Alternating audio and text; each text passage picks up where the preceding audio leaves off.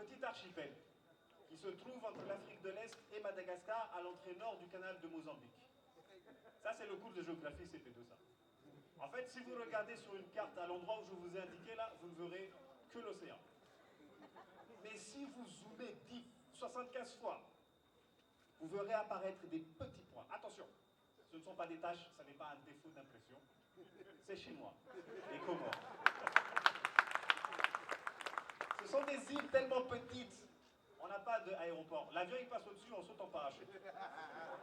C'est trop petit. Et alors, comme je l'ai dit, c'est ma première fois ici au Niger, j'ai remarqué qu'on a des points communs. À commencer par la chaleur. Il fait chaud ici et chez nous aussi. Mais chez nous, je pense que le soleil a une rancune contre nous.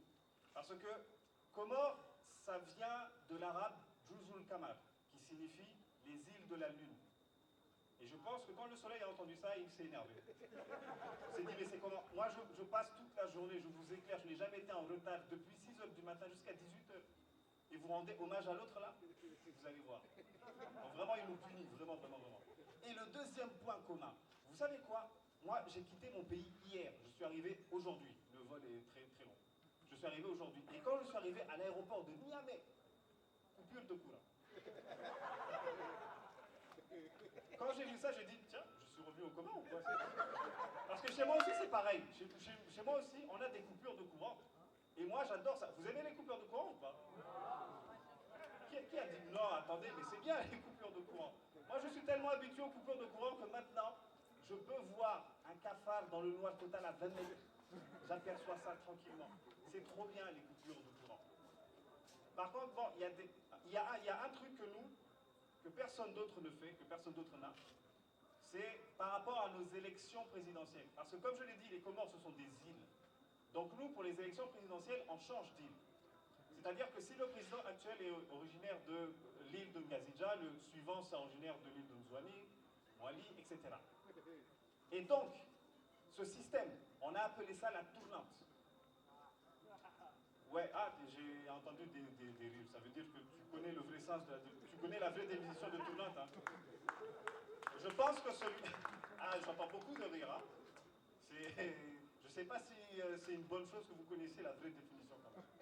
Quoi qu'il en soit, je pense que celui qui a créé ce mot-là, il ne connaissait pas la vraie définition justement. Parce que si vous allez sur Google et que vous tapez définition tournante, c'est un viol collectif. Pourquoi on appelait ça comme ça? Et après, vous savez, quand j'ai appris cette information, je me suis dit, mais c'est pour ça qu'il n'y a pas beaucoup de touristes aux Comores. Vous imaginez un peu.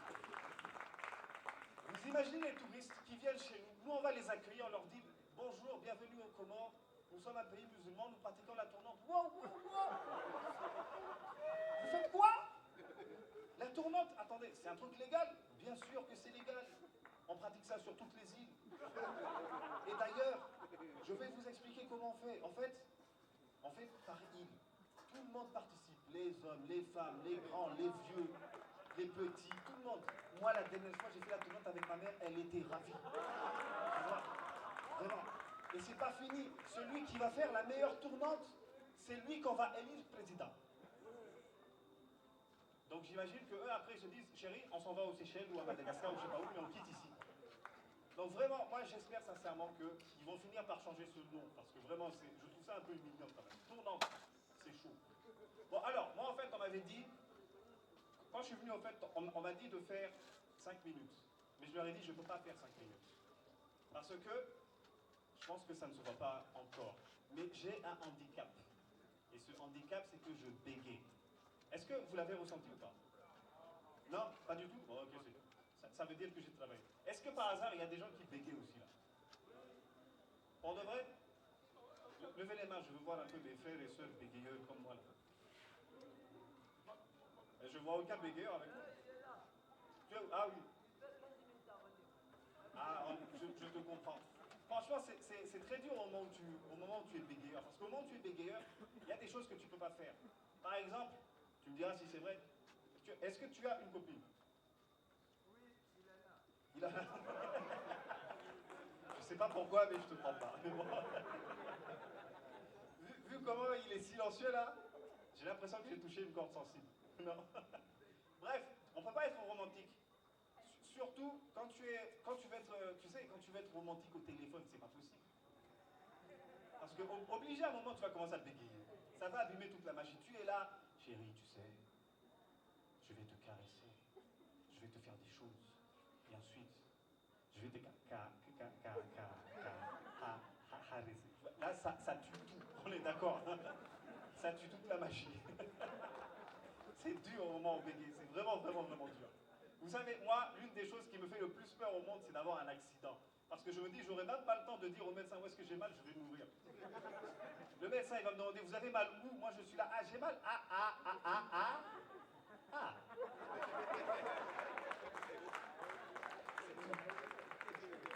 C'est pas fini, c'est pas fini. Imaginez, je suis mort, donc je monte au ciel. Là-haut, il y a un ange qui est en train de tirer les gens, enfer, paradis, enfer.